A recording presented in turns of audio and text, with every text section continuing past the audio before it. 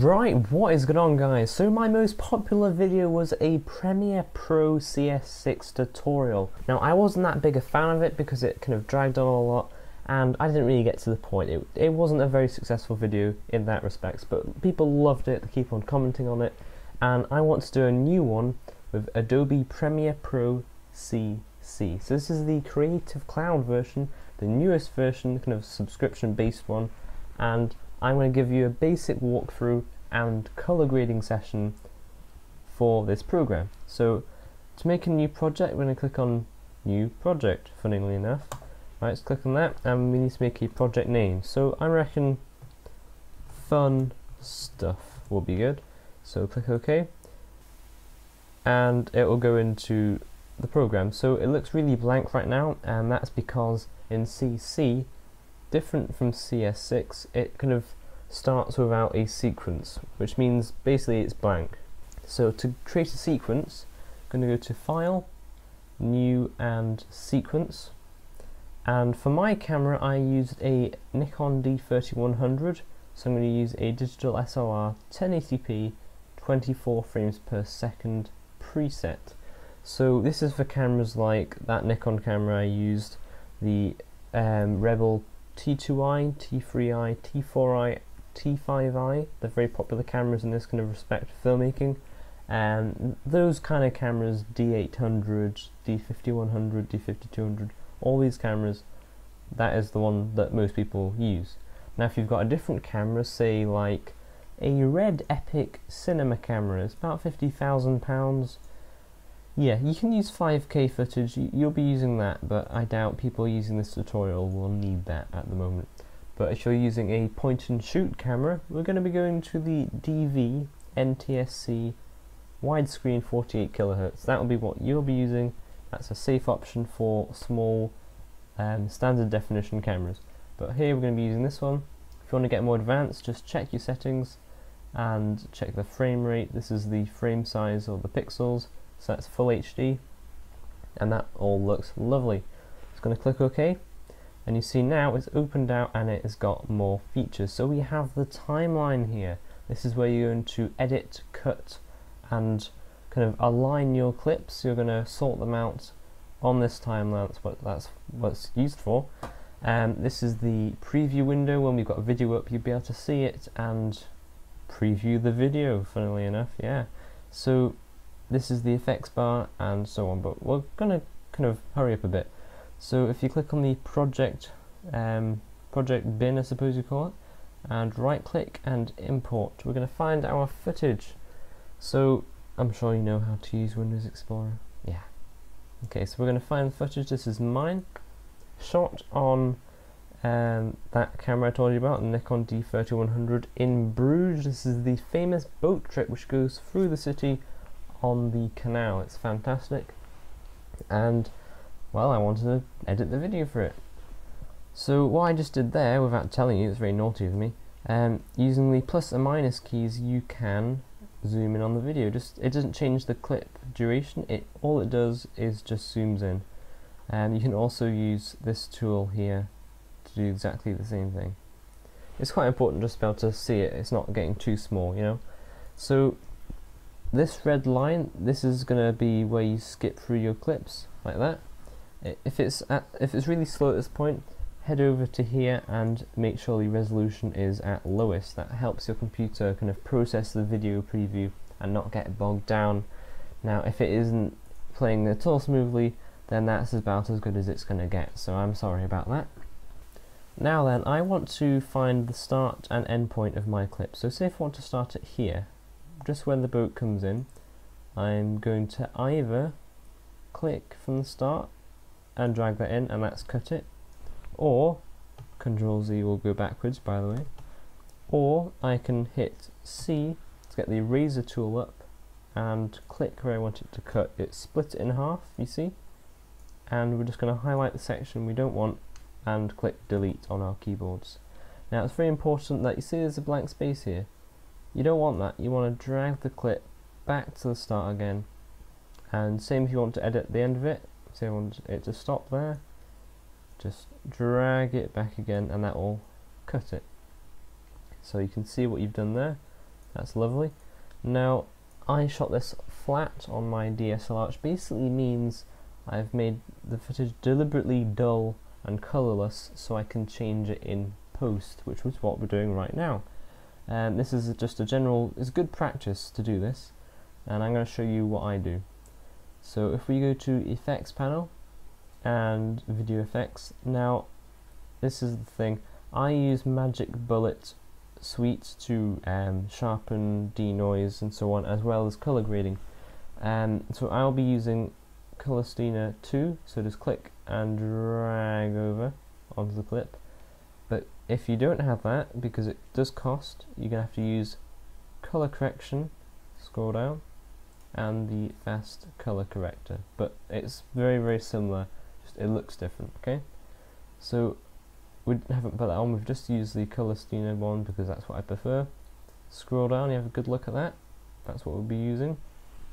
And again, really recommend this one, it is a really good program. I prefer it for the inbuilt color correctors, it's just nicer. Philip Bloom also uses it for his color correction, which is always a good sign. Good old Bloomy, eh? So we're going to use this to brighten the colours up and make it look realistic, because right now it's just really dull. So there's lots of different things you can do, but what I normally do and what is good practice is to do the general, taking the shadows, just click and drag, taking the shadows to the blue section. Now it may be a bit slow, but that's fine, you just have to live with that, I'm sorry. Taking that to the blue, okay, it may have got darker, don't worry about that at the moment. Using the mid-tones, taking that to the warmer tones, so you like yellow, orange, red, like so. And you can leave the highlights if you want to. I normally do, unless, say if you've got a white wall and you want to change the colour of the wall, that you'd be using the highlight tone for that. But for skies, you want to keep it a normal colour. That's just a general rule that I keep to. But we'll just leave it at that for the moment. Now also, you see, it still is dull, isn't it? It doesn't look normal. So we're going to take up the saturation just by clicking and dragging. Now I'm going to take all the way up to full, like that. There we go. But also it doesn't look very contrasty, it still looks flat. And most people, to add contrast, will pull down the shadows like so. Now that's not the way to do it, because if you look, it actually crushes the detail, it crushes the shadows in fact, and you lose detail there, which is really bad, it's unprofessional. So what I do, and what the professionals do, is you take down the mid-tones, like so, just only a bit, like that.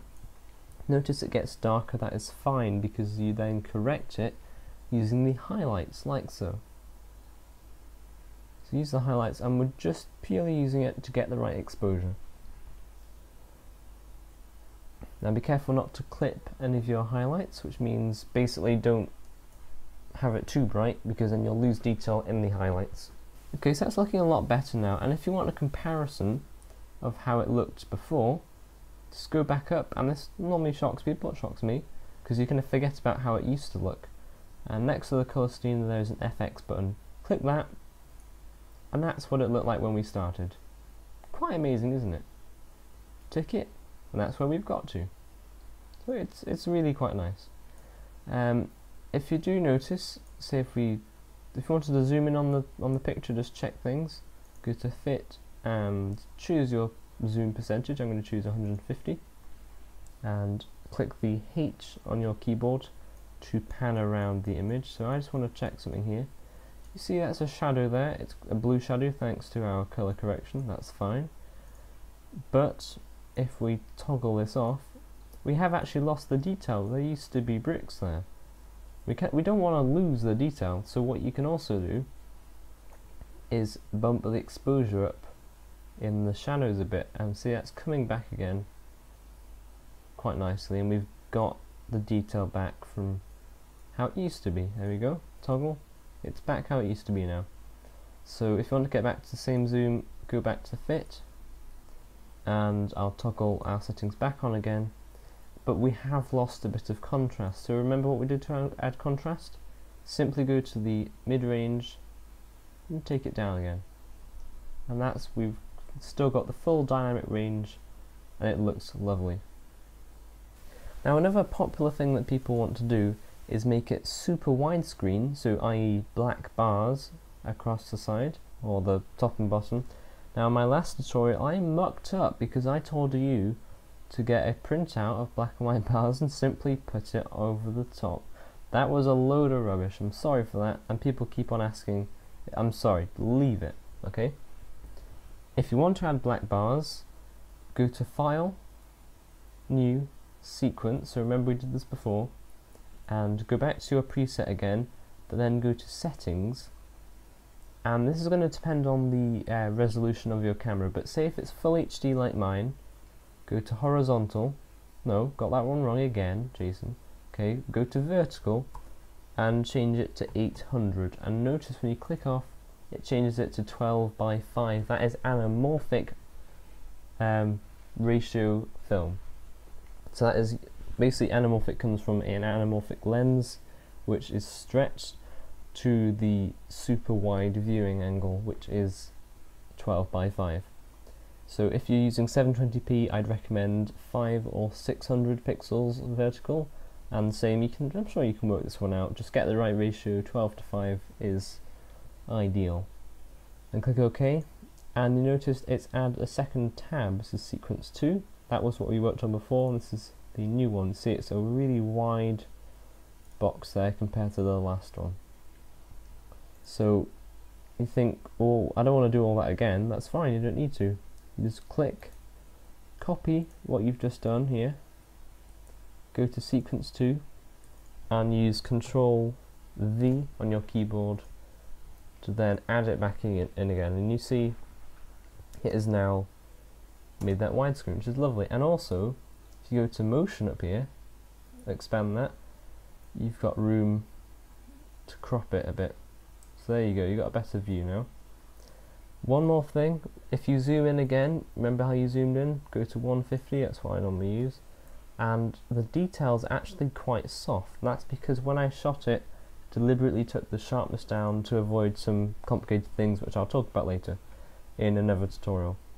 But if you want to make the video sharper, simply type in to the effects bar sharp, and it'll come up with sharpen, and click and drag that on, and if you go down to the very bottom of the effects bin, you can see it there, and you can add a number. Now for this DSLR camera, I normally use 10 to 30. Now if you add too much, it will look quite horrible, but I'm going to try 20, and there you go. And you can see a very small adjustment. Remember, this is a small preview, so it's not going to make much difference, but it has just clarified it, you know, it has just generally crispened it a bit more. So this was a basic tutorial using Adobe Premiere Pro CC. That is all we've done. So if you take them off again, you can see the improvement. We've gone from flat to graded and sharpened. To export this, which basically means to view it back as a video file, we're going to go to Export, or make sure the clip is selected first. Go to File, Export, Media. Now I'm going to take you through this as well because it is part of the tutorial. This is where we render out as a viewable video clip. So format, simply go down and choose H.264. It is the standard nowadays, and it is such a good system. And for some reason my editor has packed up. Why? There we go. Right, so it's come back now. Yeah, it can pack up sometimes. So use H.264. Like I was saying, it's a standard, and it's used for everything nowadays, and it's a very good encoder. Now you can see it's automatically used match source high bitrate. Just select that, and I'll take you through what it's done. It's basically automatically looked at all the settings and matched it. So it's matched the pixels, which is our widescreen, it's matched the frame rate, and it's matched the aspect ratio of the pixels, everything else as well. Now that's fine, you can leave that because it's done it correctly, but at this point, bitrate, now this is how much compression is done to the video. So if you want a really high quality look, then you can say you can give it 20 megabits per second, and that will be really high quality compression.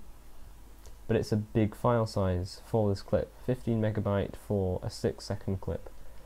If you want to upload to YouTube, have still good quality but a small file size, then 5 megabits per second is my personal limit for full HD video. That is as low as I would go for full HD video, and it still looks good.